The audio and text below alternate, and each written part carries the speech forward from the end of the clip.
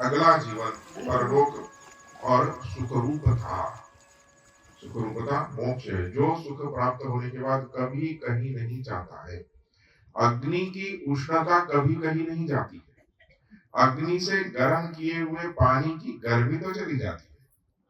हम हमेशा उधार के गर्मी की खोज में रहते हैं। हमारा उधार का सुख आता है, चला जाता है, और दोबारा हमें सुख चाहिए, इसकी तृष्णा, अतृप्ति, बंधन, दुख भीतर छोड़ करके जाता है। जब हम धर्म मार्ग पर चलते हैं, कल यही बात हुई थी, जब हम लेने में सुख अनुभव करते हैं तमोगुण का, भोग का, उसका नाम काम था।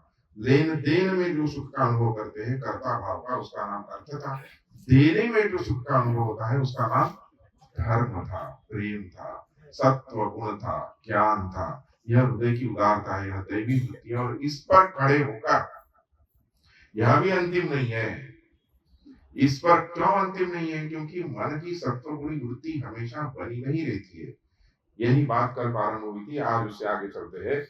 हमने यह विचार किया था कि हम बाहर की चीजों को पाकर जो सुख हमें मिलता है, उदाहरण यह लिया गया था, थका हारा व्यक्ति जब शरबत का एक ग्लास पीता है और चौथा ग्लास पीता है, पहले और चौथे ग्लास में क्या अंतर है? ग्लास में कोई अंतर है या भीतर की स्थिति में अंतर है? यह विचार हुआ। बाहर की स्थिति में तो कोई अंतर नहीं है। तो इसीलिए हमें यह विचार करना है कि हमारा प्रयत्न सही दिशा में हो रहा है कि नहीं हो रहा है ना? थोड़ा सा भावना और विचार, देखिए दोनों चीजें मनुष्य के लिए उपयोगी है। हम सुंदर भजन किए, आरती किए, पूजा किए, वंदना किए, हमारा भाव सात्विक हो गया, शुद्ध हो गया। इस शुद्ध सात्विक भाव में भी एक आनंद की अनुभूति होती है। बाहर की किसी विषय की आवश्यकता नहीं है। यह स्वयं अपना हृदय जो है, यह स्वयं आनंद का अनुभव देता है। जो सात्विक मन में होने वाला आनंद है, इस सात्विक मन में बाहर का कोई विषय आ रहा है इसलिए आनंद हो रहा है? नहीं, ऐसा नहीं है। आप देखिए, आप यहाँ पर ध्यान में बैठिए, कुछ नहीं है, बाहर की कोई परिस्थिति नहीं है। ना आपके जिह्वा को कोई स्वाद की अनुभूति हो रही है, ना आपके कानों में किसी शब्द की अनुभूति हो रही है, ना आंख रूप देख रहा है, कुछ नहीं हो रहा है। फिर क्यों आनंद की अनुभूति हो रही है?